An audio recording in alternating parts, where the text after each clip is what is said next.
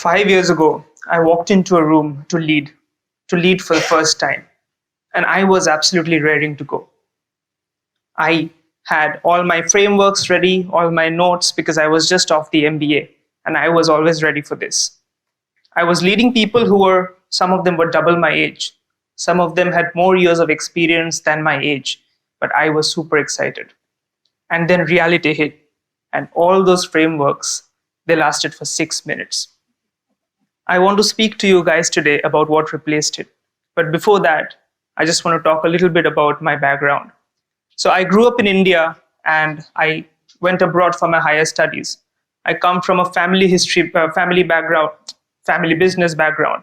And my dad has worked really hard in building a very reputable and a truly global education brand for the last 20 years. And I was always supposed to take it forward. He has been grooming me from a very young age, and this is what I was always supposed to do. Even in my early years, in years 6, 7, 8, I would be sitting down with him, learning about management, human resource, logistics, and very different to what I was being taught in school. So this is exactly how I grew up. When we expanded to the Middle East and I first started my first journey with East Bridge training, I was working with a set of people who are all older than me. Like I said, some of them double my age. They were all sitting with me in a room, ready to be led, looking at me, smiling, ready for the directions. But the real question is, were they ready to be led? Or was I ready to lead?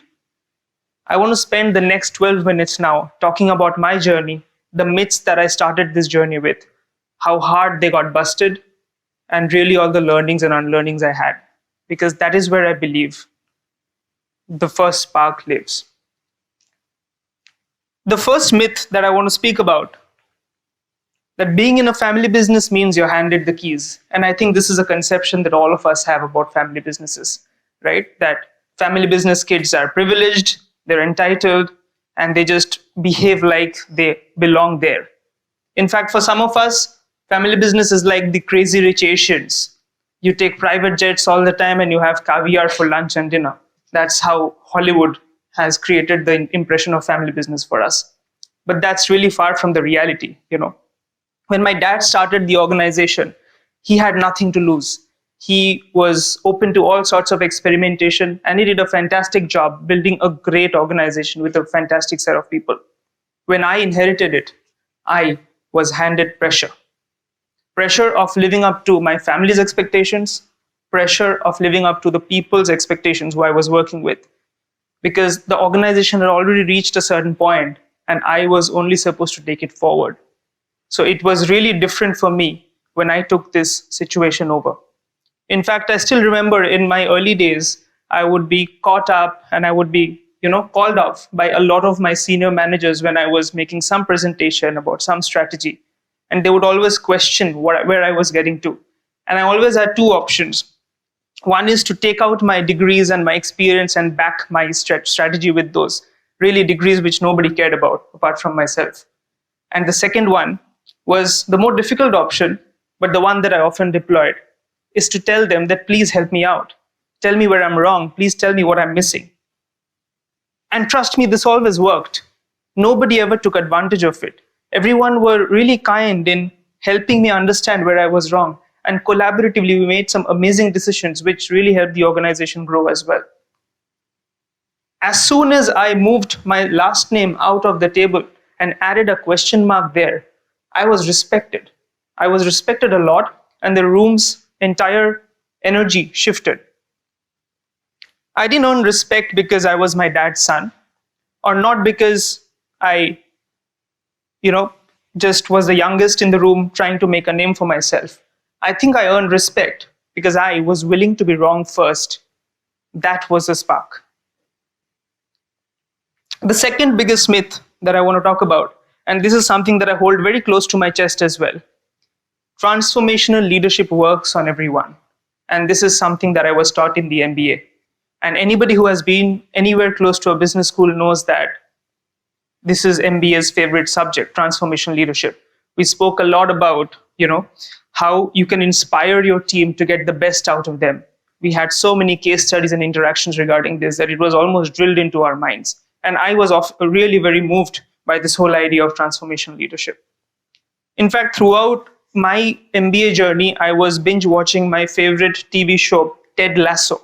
And that's basically a story of an American football coach who moved to the UK to be a Premier League manager and really brought a lot of success to that side. Now, the catch is that he was an American football coach. It's a sport you play with your hands and call it football, right? Although TED Talks are American, and I might be in trouble for saying that.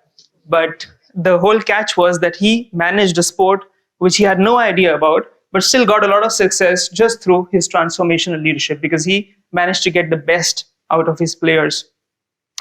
So that, along with stats which say that over 100 studies have shown that transformational leadership has really brought in a great impact at an organization, team, and individual level. So there were enough reasons for me to believe that this is the way to lead, and this is what I wanted to be. I wanted to be a transformational leader. And honestly, some people thrived.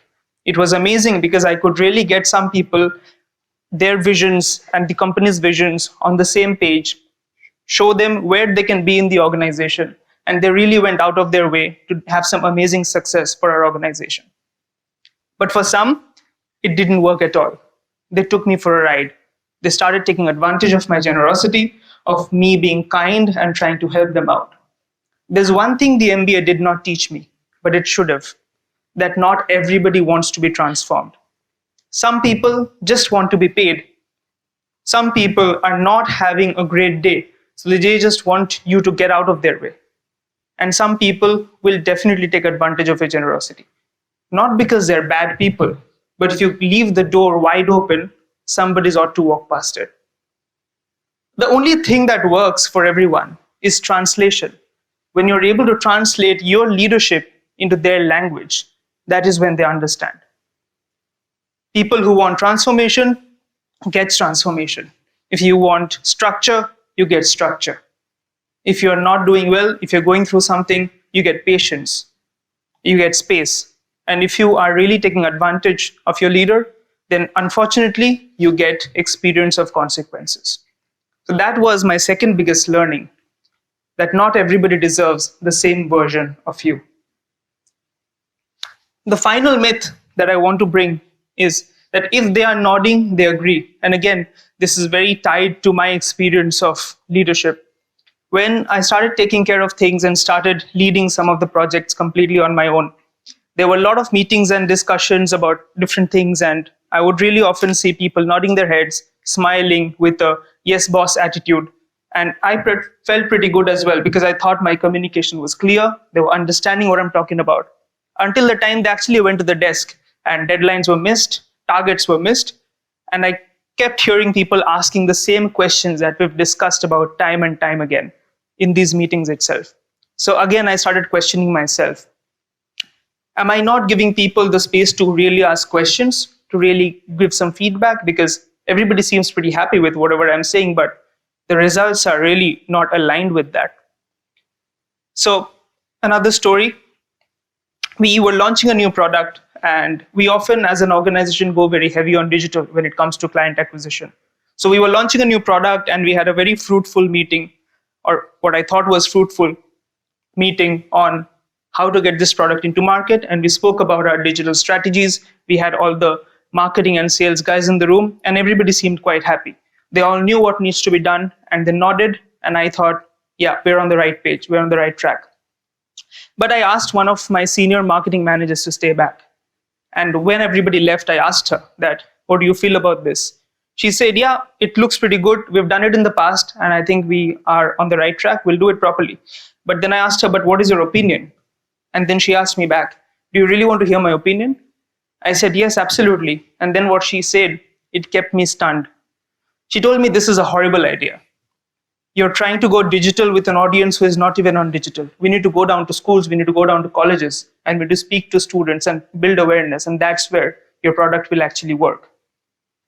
I was not stunned because she gave a fantastic idea, because we were planning on doing that anyway.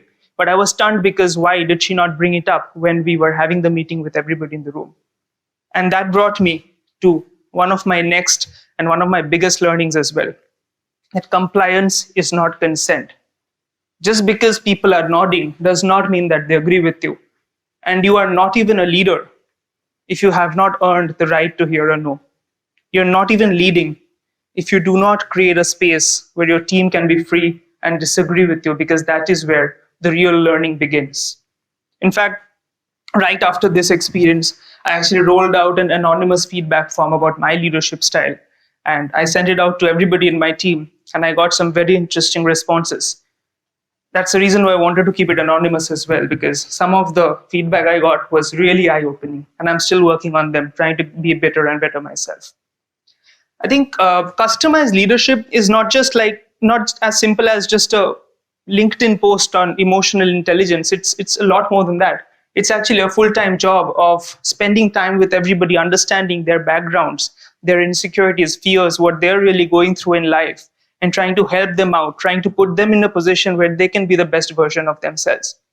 And throughout this journey of myself, where I started with wanting to be a transformational leader, the only thing that has transformed is my opinion of leadership and my opinion of how people want me to be. I want to end this TED Talk with one thought, and I want everybody who ever gets into a leadership position to keep this in mind. There's no such thing as people. It's always only a person. Because the first spark is the moment we stop leading people and we start leading a person. When we start treating each person as a team, start understanding each person's issues, problems, requirements, opinions, and then work with them in a way that we can bring pure magic. Thank you.